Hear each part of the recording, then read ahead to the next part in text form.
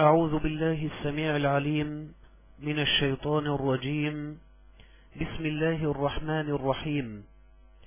الحمد لله الذي أنزل على عبده الكتاب ولم يجعل له عوجا.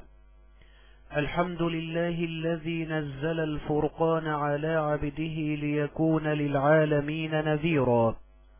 الحمد لله الرحمن الذي علم القرآن والذي خلق الإنسان فعلمه البيان، والصلاة والسلام على خير من تلقى القرآن وخير من قرأ القرآن وخير من علم القرآن، صلى الله عليه وآله وصحابته والتابعين وتابعيهم بخير وإحسان إلى يوم الدين.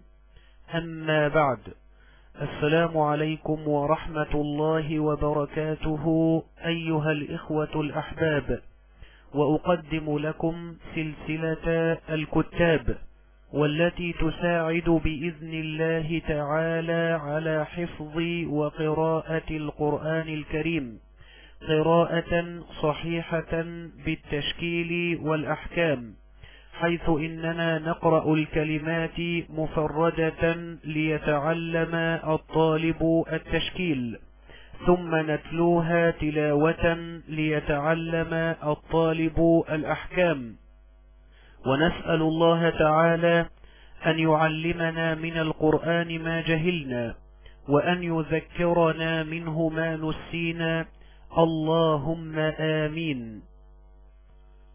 أيها الإخوة الكرام، ومع الدرس السادس من سلسلة الكتاب، ونبدأ بإذن الله تبارك وتعالى من الآية 25 من سورة البقرة. أعوذ بالله من الشيطان الرجيم.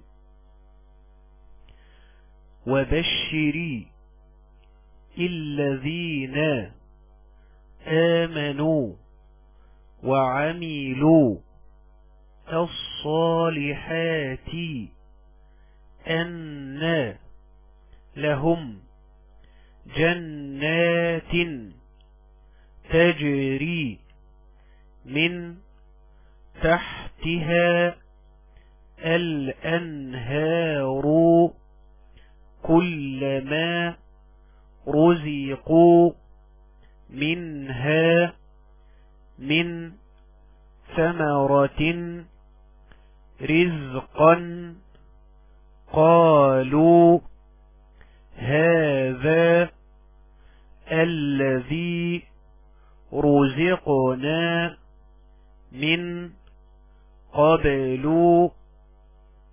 وأتوا به متشابها ولهم فيها أزواج مطهرة وهم فيها خالدون. إن الله لا يستحيي أن يضرب مثلا ما بعوضة فما فوقها، فأما الذين آمنوا فيعلمون أنه الحق من ربهم، وأما الذين كفروا فيقولون ماذا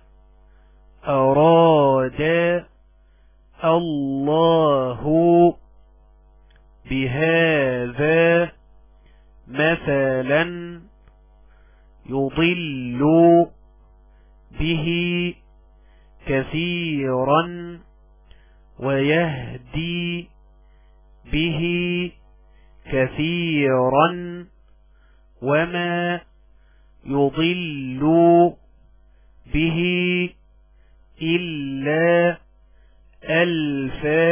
الفاسقين. أعوذ بالله من الشيطان الرجيم. وبشر الذين آمنوا وعملوا الصالحات أن لهم جنات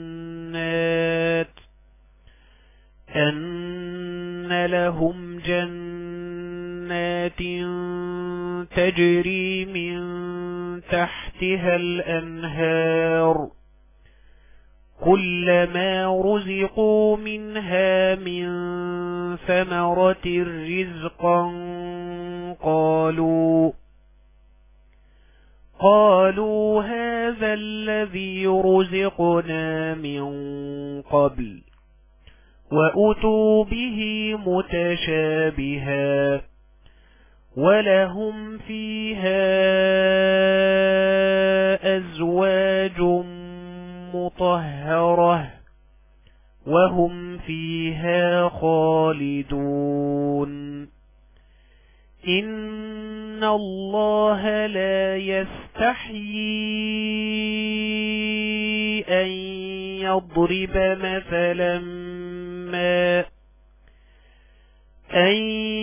يضرب مثلا ما بعوضة فما فوقها فأما الذين آمنوا فيعلمون أنه الحق من ربهم وأما الذين كفروا فيقولون ماذا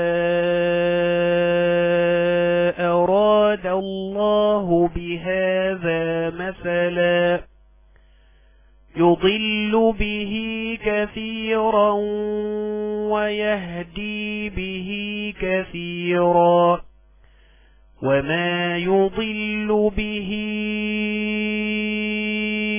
إلا الفاسقين.